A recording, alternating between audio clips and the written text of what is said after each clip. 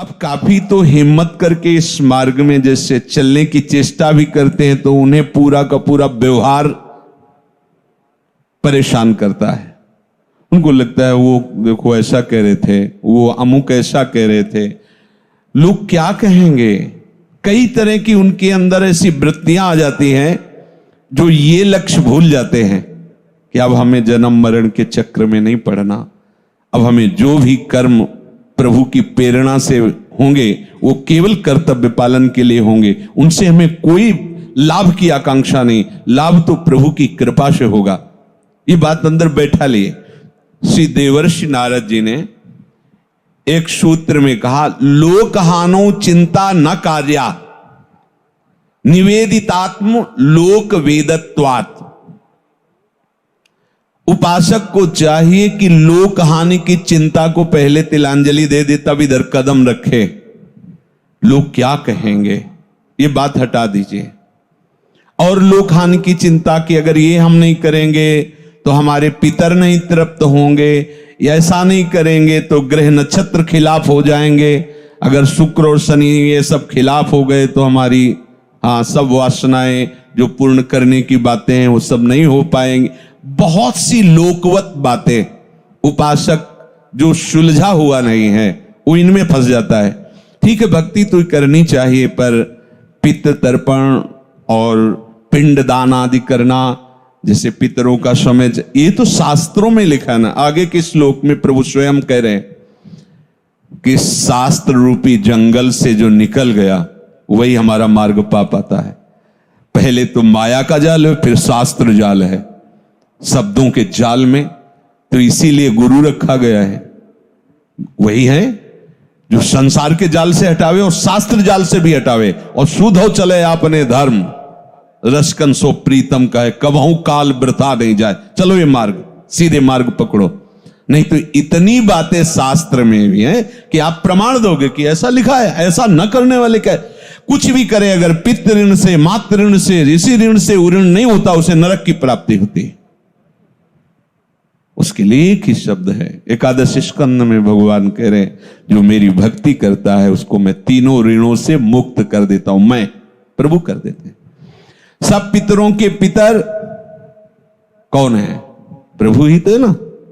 सबके बाप के बाप हैं आप, और उनकी हम सेवा में है तो आप ही सब रूपों में सबकी सेवा हो गई।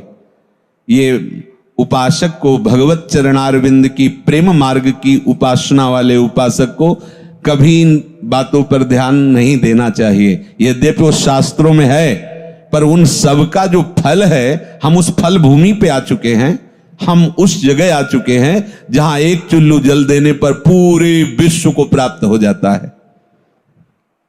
हमें इधर उधर नहीं भटकना है।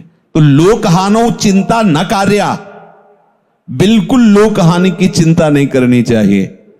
जो इस मार्ग का उपासक है तभी आप उस क्षमता पे पहुंचेंगे जो जन्म बंधन से मुक्त कर देती है। वेदत्वात्, शास्त्रों के उन्हीं सिद्धांतों को केवल पकड़ना जो गुरु जी कहें। मेडिकल स्टोर में सब दवा ही होती है, लेकिन वो किसी एक मरीज के लिए नहीं होती है कि जो चाहे वो दवा ले ले। उसके लिए डॉक्टर चाहिए, और डॉक्टर आपको देख के कि आपके लिए कौन सी आवश्यक दवा रही वो देता है। ऐसे ही कहा गया है कि भगवत प्राप्ति गुरुमुख से होती है। सब शास्त्र हैं मेडिकल स्टोर, और हम जितने उपासक हैं सब मरीज हैं। पर हमारे लिए नहीं कि हम ऐसे गए मेडिकल स्टोर से खरीद के खा लें तो रोग चला जाएगा, नहीं। इसके लिए गुरुदेव रूपी डॉक्टर, सदगुरु वैद्य, वचन विश्वासा संयम यह न विषय के आशा, वो हमको बताएंगे कि तुम्हारे लिए ये दवा ठीक है, ये ले लो। अमुक शास्त्र का अमुक सूत्र ये आपके लिए है, सब नहीं है, सब छोड़ो, केवल एक सूत्र पकड़ो, चलो आगे। इसमें वर्णन करते हैं कि जो सब प्रकार के कर्मों को प्रभु के अर्पण कर चुका है, लोकहानो चिंता न कार्या निवेदितात्म लोक वेदत्वात्, लौकिक और वैदिक दोनों रीतियों से हमारा कोई संबंध नहीं। भगवत प्रेम मार्ग के उपासक को अब उसको बिल्कुल चिंता नहीं करनी, ना लोक की ना वेद की। अब केवल चिंतन करना है प्रभु का, और जो भी कर्म करने हैं प्रभु की आज्ञा पालन करने के लिए और प्रभु के लिए करने। आप जीवन मुक्त हो गए। बोले हमारा काम कैसे चलेगा? प्रभु चलाएंगे ना। आप देखना आप जो कर्म करके और उसके कर्ता भोक्ता बनते हैं उसका नियत फल है, और जो आप प्रभु के भरोसे पे चलते हैं उसका अनंत फल है। अनंत फल है। आप समझ नहीं पा रहे शास्त्र की भाषा को, कि अगर ये कर्म हम अपने लिए करते हैं तो उसका नियत फल है। सांगोपांग हुआ तो उसका फल उतना ऐसा आएगा, और कर्म में त्रुटि हो गई, कर्म पूरा भी नहीं हुआ और वो प्रभु के लिए, तो उसका अनंत फल होगा। उस त्रुटि की तरफ ध्यान नहीं दिया जाएगा, क्योंकि वो प्रभु के लिए किया। ये बड़ी खास बात है। न तद सिद्धौ लोक व्यवहारो हेय किंतु फल त्यागास तत्साधनम च कार्यमेव। उपासक को चाहिए कि जो आज्ञा हो शास्त्र की, गुरुदेव की, बस फल का त्याग करके, उसकी लाभ की आकांक्षा नहीं, बस मुझे उस कार्य को करना है, ये दिमाग में बैठा ले। पर ये नहीं बैठेगा, क्योंकि यहां तो अभी आपको समझ में आएगा, जहां बाहर गए तो आपका घर, आपका मकान, आपकी दुकान, आपका परिवार, आप भोगता, आप करता, यही चल रहा है, यही अंदर चल रहा है। ये नहीं आता कि नाथ सकल संपदा तुम्हारी, मैं सेवक समेत सुत नारी। जब तक हमें यह अनुभव न हो जाए कि मेरे हृदय में प्रभु बैठे हुए सब कार्य कर रहे हैं, तब तक कहीं हमारी भोग वासना फंसा न दे। इसलिए आज्ञा के अंतर्गत ही रहना चाहिए। ये कृपा का मार्ग है, जो भागवतिक है, ये कृपा का मार्ग है। आप लड़खड़ाते हुए भी अगर वहीं खड़े रहे, अगर वहां गिर भी जाते हो तो आप देखना, आप गोद में होगे, जमीन में नहीं होगे। इतना कृपालु है हमारा आराध्य देव। पर इसमें खड़े होने की निष्ठा आप में होनी चाहिए।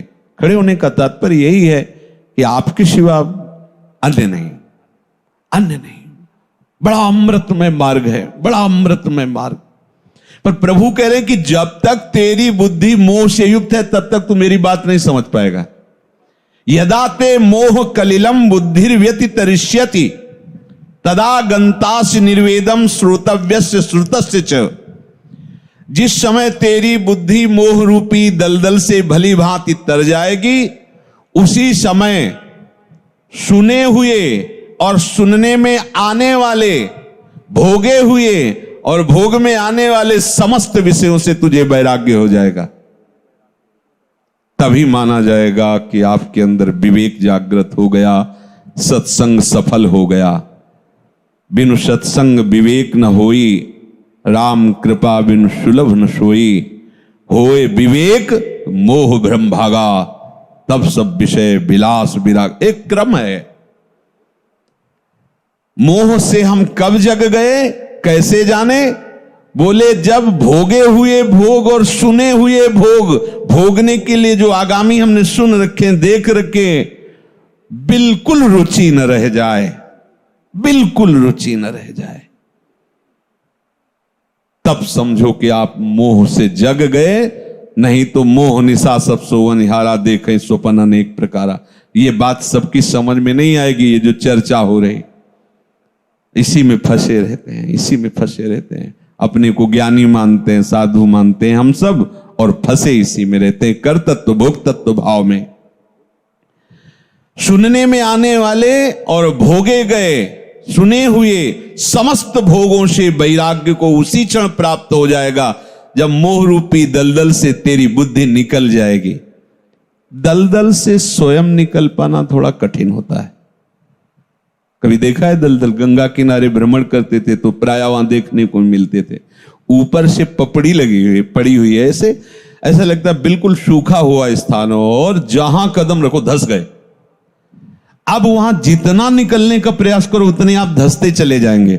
अगर उससे निकलना है तो प्रयास रहित हो, बिल्कुल हलचल नहीं, और निकला हुआ कोई पुरुष बाहर से हो, आपको कपड़ा पकड़ा दे, हाथ पकड़ा दे, अब आप उसे कस के पकड़ लो, और वो जब आपको इशारा करे हाँ तो फिर पूरी ताकत निकलने के लिए तुम भी लगाओ और वो भी लगावे, तो फिर आप दलदल से निकल जाएंगे।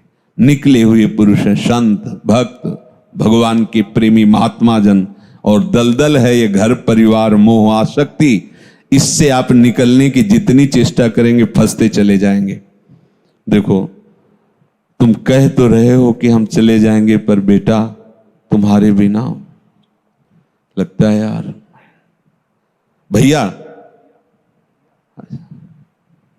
कितने ऐसे मीठे मीठे वचन होते परिवार के, घर परिवार के, कि छाती में ऐसा लगता है मर जाना अच्छा है, लेकिन इनको दुख देना अच्छा नहीं। मैं जाऊंगा तो सब दुखी हो जाएंगे। वो अज्ञानी ये नहीं समझ रहा कि अगर अभी प्राण निकल गए तो क्या होगा। बड़ा विचित्र मोह जाल, बड़ा विचित्र। एकमात्र भगवान की शरण बचा सकते, दूसरा कोई नहीं। मोह जाल, ओहो, मोह मूल बहुसूल प्रद त्याग हो तम अभिमान। ऐसा मोह गए बिनु राम पद होई न दृढ़ अनुराग। मोह बड़ा विचित्र मोह है। अरे इसकी तो पूरा का पूरा खेल इसी का तो चल रहा है।